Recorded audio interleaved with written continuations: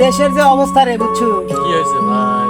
ভাই চলাই তো মুশকিল হয়ে গেল কি যে করবো একটা ভালো কিছু করা দরকার বুঝছো একটা ভালো চাকরি বাকরি করি গেছে কে ভাই গার্মেন্টসে যে চাকরি করা যাবে না? হ্যাঁ যাবি তো অবশ্যই ওই যে আমাদের পাড়া জানি কেরা গার্মেন্টস করে।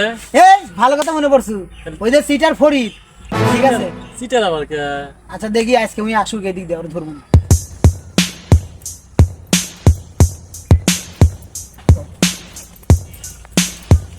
ওই যে কেরা? এই থাম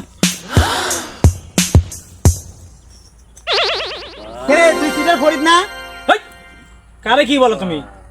কারো সম্বন্ধে না জানে তুমি আমাকে সিটার বলো? আমার পোস্ট কিছু জানো? আমার কোন পোস্টে আছে তুমি কিছু এই থাম থাম তোর গপ্প বাদ দে তুই কুটি কি করিস তোর স্টাইল দেখলে তো মনে হয় যে না জানি তুই কোনকার কি রে তুই আসলে কি করিস কত ভাই আমি গভর্নমেন্টসে চাকরি করি, গভর্নমেন্টস। গভর্নমেন্টে চাকরি করে এই এটা আবার কি ভাই? গভর্নমেন্ট মানে কি বুঝলাম না আমি গভর্নমেন্টস, গভর্নমেন্ট কি কোয়া সেটা গভর্নমেন্টস কি ভাই?